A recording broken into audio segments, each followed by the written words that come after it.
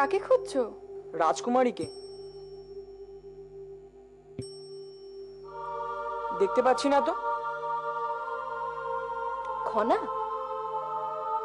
সে তো এখন রাজপ্রাসাদে নেই, সে তো দূর ভ্রমণে গেছে।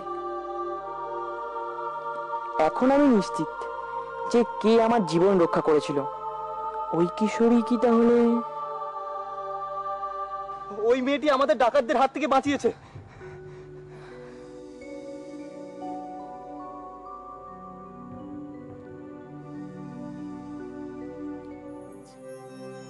তারায় তারায় পথের দিশা, কালের পাতায় অমানিশা, অন্ধকারে বিদ্যা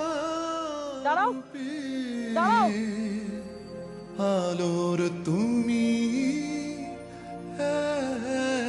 এক কণা। খনা? কে বলেছে একমাত্র আগুনই পারে সবকিছু পুড়িয়ে ছারখার করে দিতে? কখনো কখনো মানুষ যে আগুনের থেকেও বেশি ভয়ঙ্কর হয়ে ওঠে। আগুনকে তো তবু কোনোভাবে নেভানো যায়, কিন্তু মানুষকে?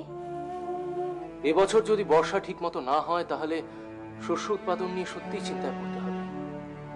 তবে মহারাজ, আগামী কয়েক মাসের জন্য শস্য কিন্তু ভান্ডারে যথেষ্ট মজুত রয়েছে, সুতরাং। না না না জয়দ্রথ, আমি তোমার সব কথা বুঝতে পারছি, কিন্তু তবুও কৃষি কার্য নিয়ে তো একটা চিন্তা রয়েই যায়।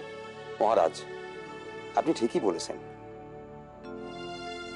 জলের জন্য আমাদের তো একমাত্র প্রকৃতির উপর নির্ভর করেই থাকতে হয়। সেক্ষেত্রে বর্ষা ভালো না হলে।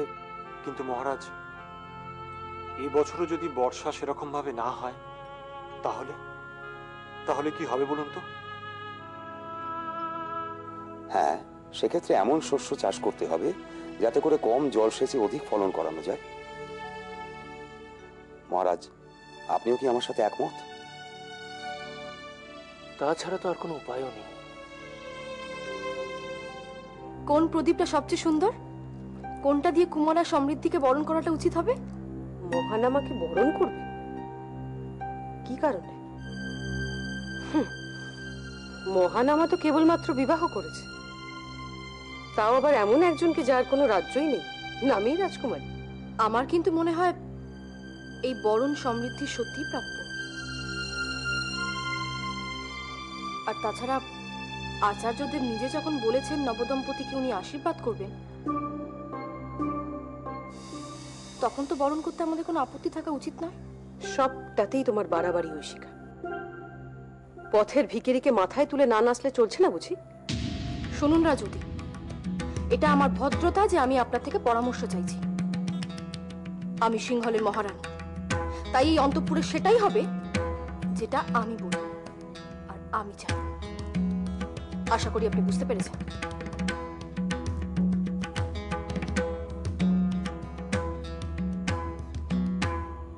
সমৃদ্ধি, ভ্রমণ কেমন হলো?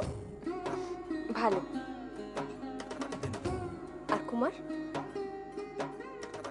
তোমার অভিজ্ঞতা কেমন? চমৎকার। আশ্চর্য ভাই আমার, এত কিছুর পরেও বলে কি করে ভ্রমণ চমৎকার হয়েছে? নাকি সমৃদ্ধির রূপের মায়ায় সে নিজের উদ্দেশ্যের কথাই ভুলে গেল? তবে জানো তো, সমৃদ্ধি কিন্তু আমাদের জন্য অত্যন্ত শুভ।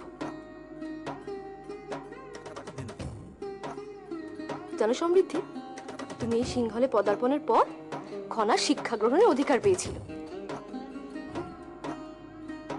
আর এখন তুমি রাজবধূ হওয়ার পর খনার কিন্তু আশ্রম যাত্রা চূড়ান্ত হয়ে গেছে। সত্যি মা? হ্যাঁ খনা, আচার্যদেব নিজে এসে বলে গেছেন